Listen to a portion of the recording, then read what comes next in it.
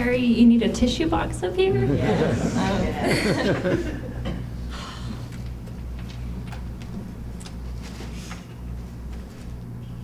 Really, we need tissues. I'll get one. This is such a full circle moment because September 15th, 2013, I met Harry at the San Diego headquarters of the NCFM. So 4 years ago, almost to the day, thank you. I promise I'll get it together for my talk. Thank you.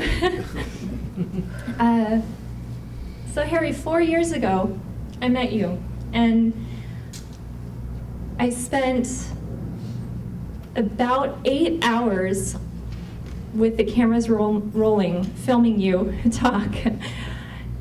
And I went home. I went back to the hotel after our interview, and I asked my mom to leave the room so I could record a video diary, which I usually did after an interview, and I set up my camera. And for about 30 minutes, I just cried. And the reason I cried was because everything I thought I knew was starting to crumble. And that's what I'm going to talk about in my speech. I wrote it on my laptop, so I'm going to have to go grab that. But this has been probably the most life-changing journey that I've been on the past 4.5 years of working on the red pill. And it's improved my personal life in so many ways. And thank you. And every time, I get attacks in the media, or I have friends telling me they're ashamed that I did this. I think about you guys, and I read the letters that have come in, and that's what makes it all worth it. So I'm gonna pull it together and start my speech. Do you mind if I sit down for this? With so many brilliant minds and such big hearts. But what I want to do is shed some light on the process I went through from starting out as a staunch, proud feminist of about 10 years to spending 3.5 years making the Red Pill movie and really challenging my whole belief system. And now coming to a place where I absolutely support the work that you're doing and understand that this is the next big human rights fight. And I think there is a cultural shift happening right now, and I'm so excited to be a small fraction of a part of that process. So I'm just going to share some of the red pill moments I had making this film, and also a lot of the hesitation I had in really coming to understand these issues. And by explaining my thought process, I hope it helps you all speak to people in your life or that you work with that may be resistant to hearing about these issues.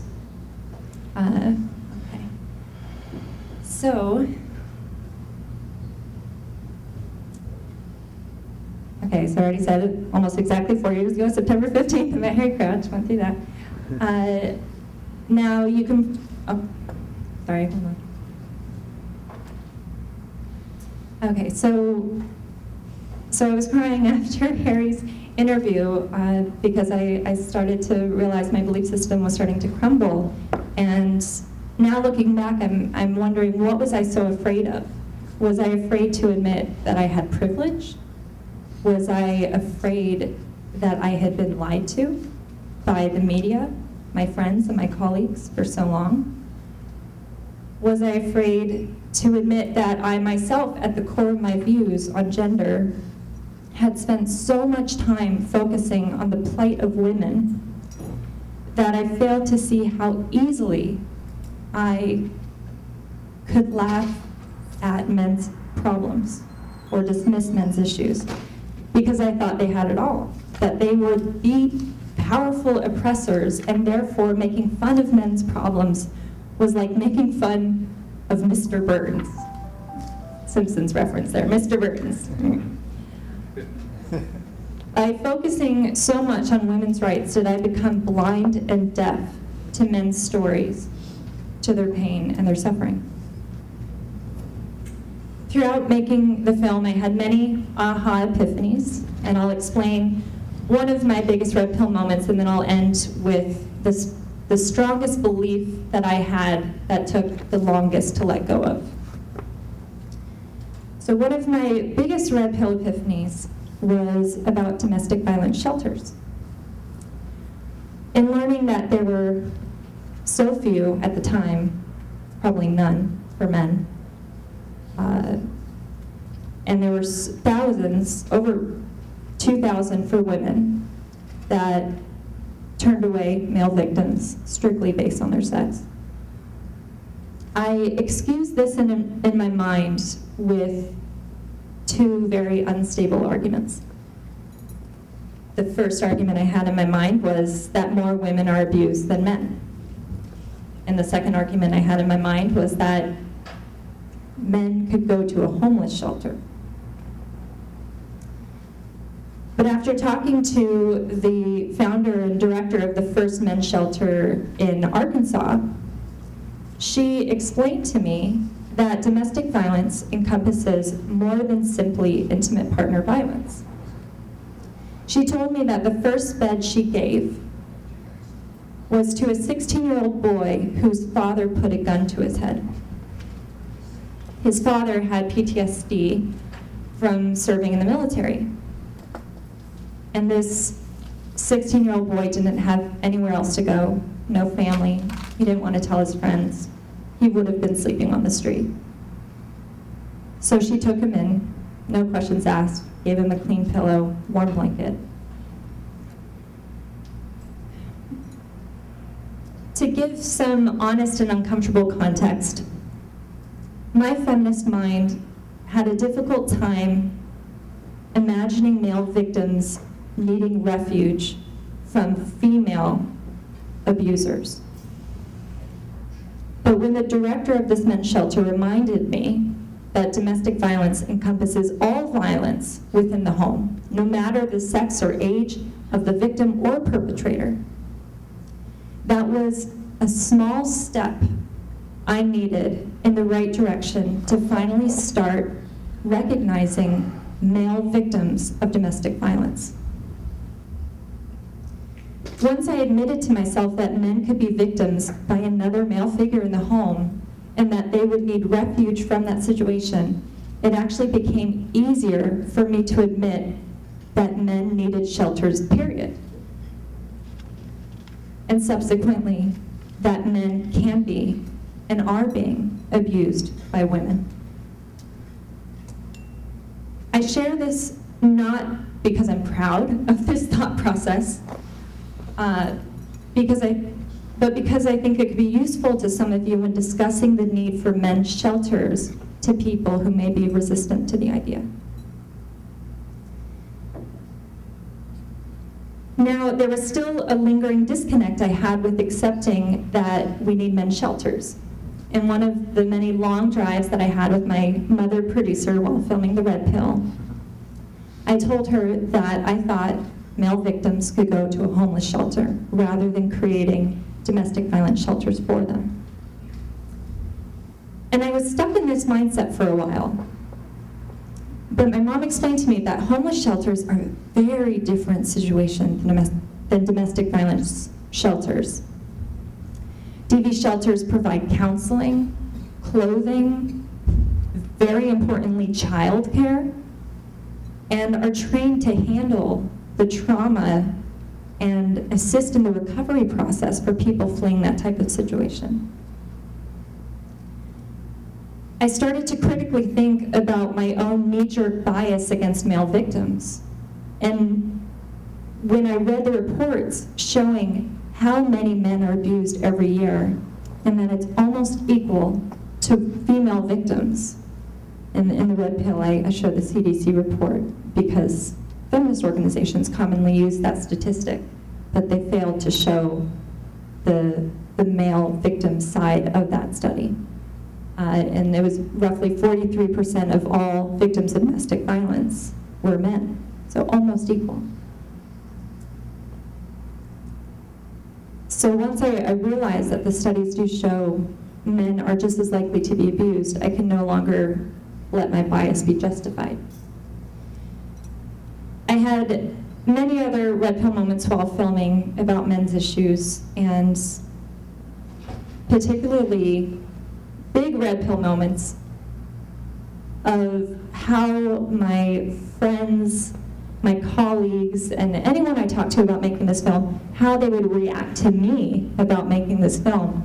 And I started to see what you all have been dealing with for 40 years. The resistance, the knee-jerk gut reaction, the disgust, the upturned nose, that the idea that there could be a movement for men's rights. So the winter after I started filming The Red Pill, so this would be winter 2013, I went to a DGA mixer. DGA is the Directors Guild of America, and I met with industry professionals, and some I'd known for many years and knew my previous work about women's rights. And they asked me what my next film was. And so I started talking about The Red Pill and the men's rights movement and what I was learning. And there was this one very high-powered man in the industry in this DGA mixer in San Francisco. And he said, "Why are you giving these people a platform to speak? I do not support you making this film. I don't know what you're doing or why you're spending your time on this, why you're wasting your time on this." And it was fascinating to me because he loved my previous films. He's a man. But he was so disgusted at the idea of making a film about the men's rights movement, and it was obvious he didn't know anything about it. So that was just the start of what would be many years of these types of conversations. One of my best girlfriends who lives in Los Angeles, when I launched the Kickstarter campaign for The Red Pill, I shared the page with her, the video with her, and she didn't like the sneak preview video, and she said, "Look, I love you. I have loved all the films you've ever made, but I cannot post this on my Facebook page or my Twitter. I don't want to share this with any of my friends. I don't want my reputation attached to promoting something like this." And that's my best friend. When I launched the Kickstarter, the first media people that I reached out to, because the only way you're going to have a successful Kickstarter campaign is if you get out in the press and people hear about it. But all of my media contacts were through my previous films about women's issues. So I reached out to my contact at Upworthy, who did a big article about my first film, Daddy I Do, which was about reproductive rights and sexual education, but focused on women's issues, single motherhood and sexual assault. And so I reached out to my Upworthy contact, sent her the Kickstarter link, and she said, "This sounds like a really interesting film, but if your video showed more of men's rights activists screaming and being violent, then I would share this on Upworthy." So then we reached out to our contact at Huffington Post, who promoted our previous films, and he was very religious, very involved in the church, and he did not like the idea of this film. He didn't want to write an article about it. He supported us in everything else we've done, and we're like family, but he would not promote this film. So this became a trend, and all these moments were just little red pills popping, you know. So I went on quite a life-altering journey where I questioned everything, how the world works, and my place in it. But backing up to my feminist mindset while filming, one common misreporting by the media was saying that MRAs, I'm sorry, hold on. Okay, so one common misreporting by the media is that MRAs are saying women have the power and only men are the oppressed. I commonly heard this in the mainstream media, that the men's rights movement is saying women have all the power and men are the only gender that's oppressed. But this was, and I started to believe it, because if the mainstream media was saying it, if everyone was believing it was either believing these guys I was interviewing that I never met, I didn't know what to believe about them, or believe everyone else I meet in life, my whole work sphere, my family, my friends, and the media, the shows I love, all saying the same thing. So it was either trusting and believing you guys, and I say you guys because there's probably 4 or 5 people I interviewed in here, or believing the rest of the world. And that's a tall order to ask of someone. But when I interviewed Karen Strawn for the film in summer 2014, she explained to me in layman's terms that MRAs aren't saying that women don't have issues. The problem is the system only acknowledges one side to the detriment and harm of the other. I paraphrased for you. That wasn't your exact quote. But she explained this to me, and she explained that the goal is to bring balance to an unbalanced awareness about gender issues. But I've certainly learned that's not an easy task. I was on the Australian TV show The Project. Has anyone seen that video clip of The Project? You should look it up, it's horrible. It's a very popular TV show in Australia for a younger generation. I guess it'd be like Trevor Noah here kind of thing. So I was there for 5 minutes. Well, they aired 5 minutes. I was interviewed for 15 minutes, but they aired 5 minutes of my interview with an edited video package of 5 minutes setting me up before I actually came on to talk. And the edited video package that they made was to make me look like a monster. And it included so many lies that I've tried to debunk and set straight so many times, and they just repeated those lies tenfold.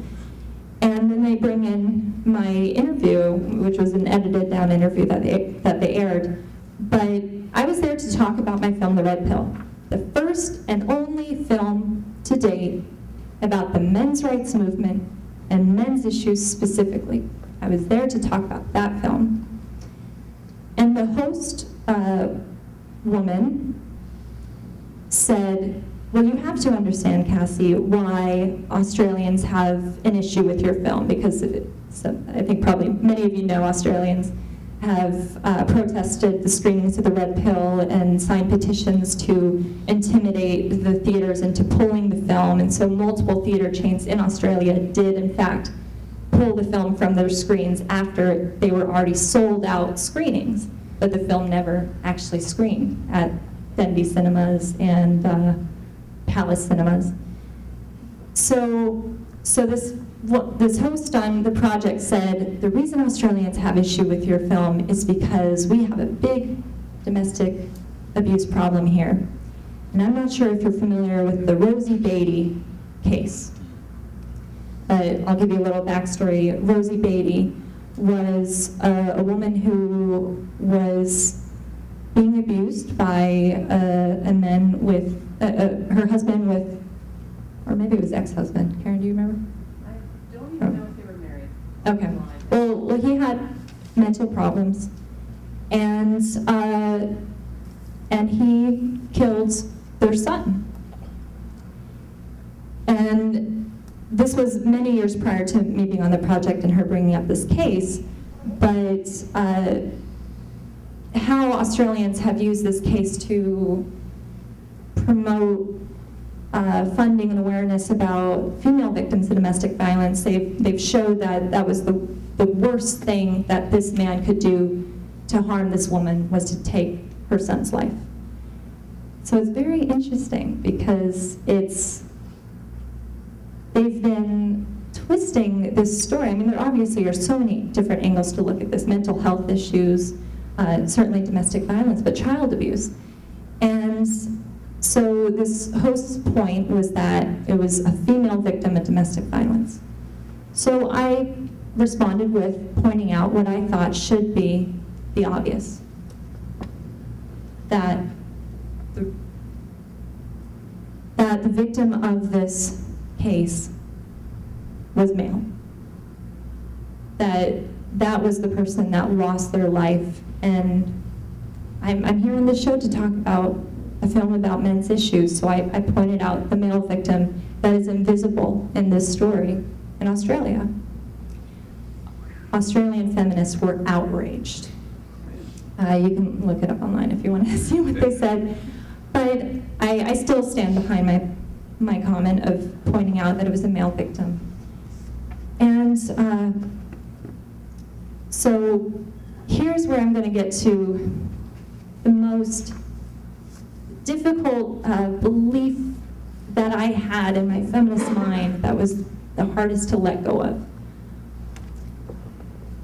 If the male victim is victimized by a male, does that cancel out the issue? The host on the project would say yes. If the male was victimized by another male, it is therefore not a gender issue. But in my interview with Mark Angelucci in fall 2013, he so eloquently put it with this comparison. Female genital mutilation is considered a woman's issue. Yet this is a horrific practice that is mostly pushed for and operated by women in those cultures. So here's the same question. If female genital mutilation is encouraged by and enacted by women, does that mean it is not a women's issue? Another example Mark used was if a black cop racially profiled a black youth, that is still racism. The action of the biased, unfair treatment of the victim is the issue. The gender, race, or any other identifying factor of the perpetrator does not dismantle or diffuse the racist or sexist act. Yet many feminists unapologetically dismiss male victims by blaming men to have caused that problem, whether it's blaming the man that murdered his son or blaming the patriarchy for war deaths, workplace deaths, and male disposability because that was a system created by men. I read a blog from a feminist who watched the Red Pill movie, and she wanted to do a movie review. So she wrote this blog, and her argument to discount the issue that 93% of workplace deaths are male, her argument was that, well, men are buffoons on the job, and they take unnecessary risks to put them in harm's way. No mention of the requirement that someone had to take on those dangerous jobs to provide the resources for her comfortable quality of life as a blogger and aspiring movie critic. Another common feminist argument I hear is saying that, well, they chose that job to discount the workplace death. Imagine if the genders were reversed. Say that I made a film that was trying to raise awareness about the maternal death rate, where a woman dies from pregnancy or childbirth-related causes. This is a serious issue worldwide, and in fact, I did make a short documentary about this to raise awareness about this topic. I don't think a blogger would respond by saying, "Pregnant women are buffoons. They unnecessarily put their lives at risk, and they chose to get pregnant." I've certainly been guilty of this blogger's same argument, that men are to blame for men's issues. And it took reversing the genders in my mind for me to stop victim blaming. I share all this because I think this is the biggest hurdle there is in getting people, mainly feminists, to understand the men's rights perspective. Feminists blame men for any issues women have and also for issues men have. They say toxic masculinity. What I try to tell my feminist friends is that we need to distinguish between victims and perpetrators, because Rosie Beatty's son was a victim of domestic violence, and he deserves to be acknowledged. That 60-year-old boy who had his father put a gun to his head was a victim. And that girl who was genitally mutilated by the mothers and midwives in her community, she is also a victim. We need to distinguish and recognize victims for what they are, victims.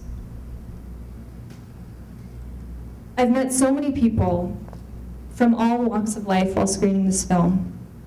My mom and I went to, it was the Fly Film Festival in Oklahoma, and we love going to film festivals because the people who go to watch the film, they have no idea what they're in for. They haven't researched the film, it was just selected at the festival. People are going to all the films.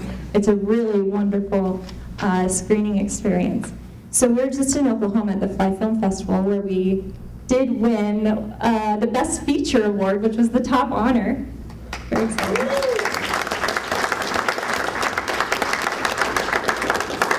And at our screening, well, after our screening, we were talking to people who watched the film, and 3 different women who didn't come together all worked at women's domestic violence shelters. And they came up to us after the screening, a few of them crying, saying, "We've seen this. We've had to turn away male victims, and we never thought about the human rights violation in that." And they got it. It wasn't a stretch to ask them to understand the need for this. And that's why I don't get what's going on in the media and the indoctrination that so many feminists have that this is a non-issue, because the women working at the domestic violence shelters get it. They get the need for it, and they've had to regrettably turn men away. We just, last weekend I did a TEDx talk in Marin County in Northern California, and that video will be posted probably in November, so you can watch that when that goes live. But after my talk, we had so many people coming up and sharing their stories, and there was a husband and wife that came up to my mom, and they were parents of a son who was falsely accused of rape when he had consensual sex with a classmate. He was in college.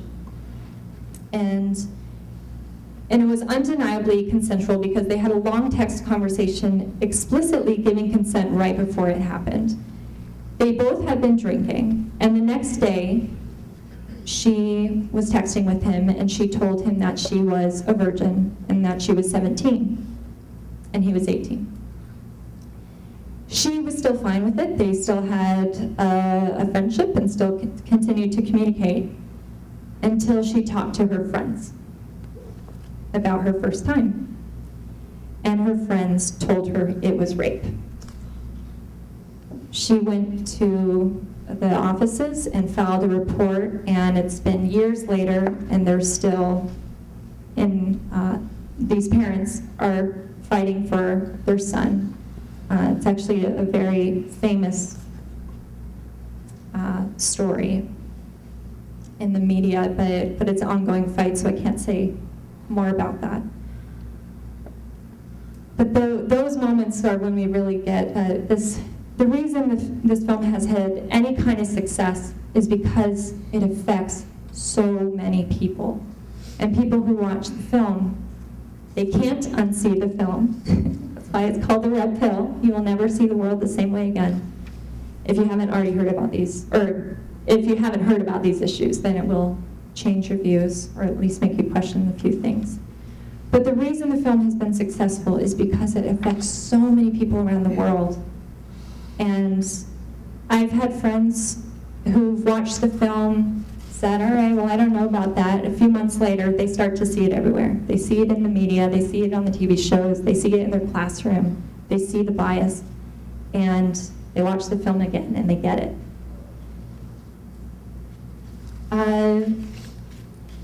So I'm going to end with this. When I was doing when Warren worked his magic to set up that I could do a TEDx talk, which was so incredible, and I really do hope that what I set up there, it's an entirely different speech. I didn't give it to you right now. But I hope my TEDx talk does really go out online and open eyes and minds to new people to these ideas. But the thing is, and you may not be able to tell this, but I am terrified of public speaking. And I didn't realize how terrified until I was having to prepare for this TEDx talk. And I didn't want to do it, and I almost quit a few times because I thought, I'm introverted, I don't need the attention, I don't want the attention, I'm overwhelmed with how much attention I'm getting already, and I really didn't want to put myself through that. I didn't know if I could handle it, and I really didn't want to bomb and then, be a failure case just to give more ammo to people who already are, firing at me. But all the letters I received of people watching the film, thanking me that this was produced and released on a wide scale, worldwide online. I printed out some of the most impactful letters I got, and I brought those with me to the green room before I went on the TEDx stage, and I read through them. Some of them were handwritten, some of them were emails that I printed out, but just so many different stories. And so I just wanted to read one for you right now because there's just too many to go into all of them. But here's one letter I printed out and I took with me to the TED Talk. And I just told myself, it's going to be terrifying to stand on stage, but I'm not standing for me. I'm standing for those people who can't stand there themselves. And so here's one of those letters. Dear Cassie, English isn't my first language, but I hope I can make myself clear. A while back, I saw The Red Pill, and I felt that I have to thank you. Thank you so much for making this movie. Thank you for showing a seemingly fair and balanced view from both MRAs and feminists. Skipping the entire sob story, I have been struggling with depression. Approximately a month ago, I was at the darkest place I've ever been. I went into the kitchen and I took out one of my kitchen knives.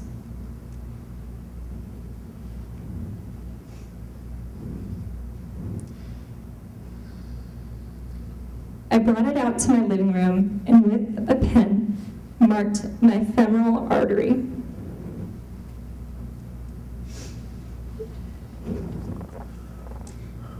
I figured I'd watch one last movie before I took my life. I don't really remember how I stumbled onto The Red Pill, but it was going to be the last movie I ever saw. Somewhere along the way, watching your film, I changed my mind. The very next day, I went to the hospital and admitted myself to the psychiatric ward. Now I'm in therapy, working hard to improve my life. If it wasn't for the movie and an extension of it, if it wasn't for you, I wouldn't be alive today. There's no way I can repay you for that, but you have my utmost gratitude. I wish you all the best in life, and thank you again.